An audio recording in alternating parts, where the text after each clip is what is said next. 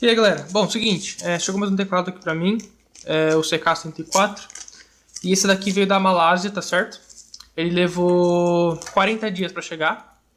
Você pode ver que tem uma diferença bem grande, né? Do outro teclado que chegou 25 dias, esse daqui chegou em 40 dias, tá certo? É 15 dias de diferença, porém é uma diferença. Então é o seguinte, eu vou abrir ele.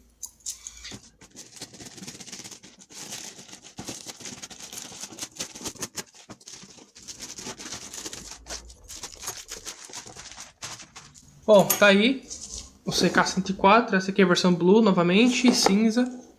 Dessa vez a caixa veio um pouco mais amassada, né? Até porque o destino Malásia e Brasil é longe, né?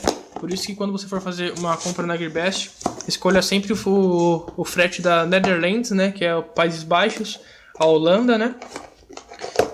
É mais próximo do Brasil, a entrega é mais rápida, né? E é isso. Bom, abrindo ele aqui, né?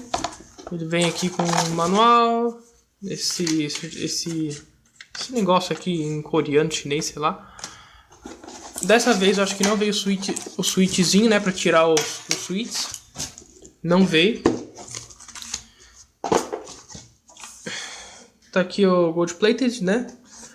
Cabo, muito bom para um teclado de baixo custo, tá perfeito.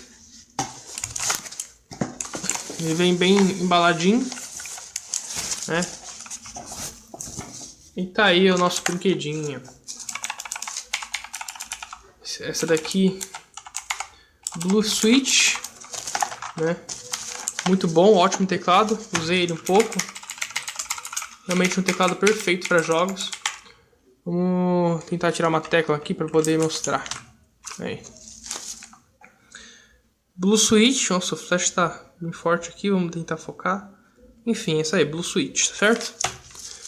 Então, é isso aí, esse teclado chegou em 40 dias, da Malásia, sempre quando for comprar na Gearbest. Então peça para o vendedor declarar Keyboard e não Keyboard Game, para a Receita Federal despachar ele com mais velocidade, né, mais rápido. E se você declara como Gaming Keyboard, a pesquisa da Receita Federal leva mais tempo, tá certo? Então é isso aí, esse teclado aqui ele vai para venda também. Quem tiver interesse em comprar um teclado do CK104 aí, é só entrar em contato. O link está embaixo do Mercado Livre, tá certo? Obrigado aí, valeu, falou!